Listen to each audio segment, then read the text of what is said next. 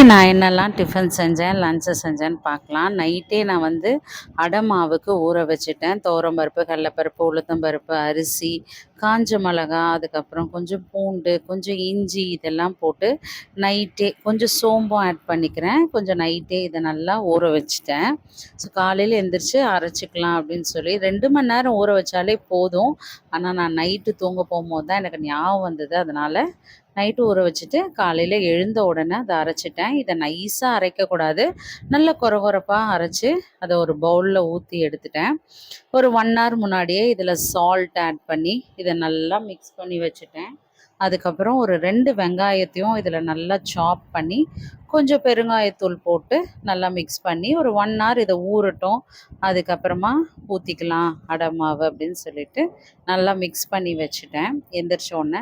அதுக்கப்புறம் என்ன பண்ணேன், பால் காய்ச்சி ஒரு காஃபி போட்டு குடிக்கலாம் அப்படின்னு சொல்லிட்டு பாலை அடுப்பில் வச்சுட்டு நான் மதியானம் சமையலுக்கு எல்லாம் ரெடி பண்ண ஆரம்பிச்சிட்டேன். வெங்காயம்லாம் கட் பண்ணி அப்புறம் வந்து வெஜிடபிள்ஸ்லாம் வச்சு ஒரு வெஜிடபிள் ரைஸ் செஞ்சிடலான்னு சொல்லி வெஜிடபிள்ஸ்லாம் கட் பண்ணேன்.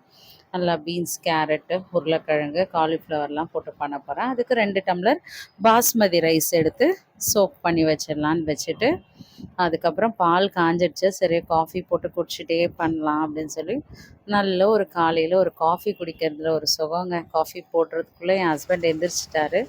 அதனால் கடகடன்னு 1 ஹவர் ஆயிடுச்சு. இந்த அடை மாவை சுட்டு சாப்பிடலாம் அப்படின்னு சொல்லி நல்ல கல் சூடாக இருக்கணும் இந்த அடை மாவுக்கு. ஏன்னா இது நல்ல கிறிஸ்பியாக சுட்டு எடுக்கணும், அப்போ தான் டேஸ்ட்டாக இருக்கும். நல்லா மெலிசாக ஒரு கரண்டி மாவை நல்லா மெலிசாக சுற்றிக்கோங்க. நல்லா ஆயில் மேலே போட்டுக்கலாம், கீயும் போட்டுக்கலாம், சூப்பராக இருக்கும். நான் கீ போடலை இன்றைக்கி. நல்லா செவந்து வந்ததுக்கப்புறம் இதை அப்படியே திருப்பி போட்டுக்கலாம். பாருங்கள் நல்லா செவந்து வந்துருச்சு.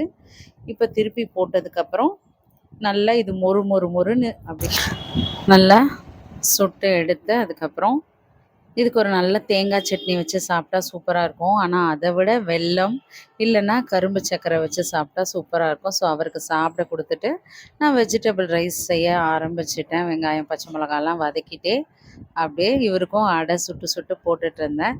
நல்லா சாப்பிட்டாங்க. காலையில் ஒரு காஃபியும் கொடுத்தாச்சு. ஸோ வெஜிடபிள் ரைஸும் சைடில் பண்ணி முடிச்சிட்டேன். இதுக்கு ரைத்தாவும் பண்ணியாச்சு. ஸோ இதுதான் இன்றைக்கி எங்கள் வீட்டில் டிஃபன், லஞ்சு.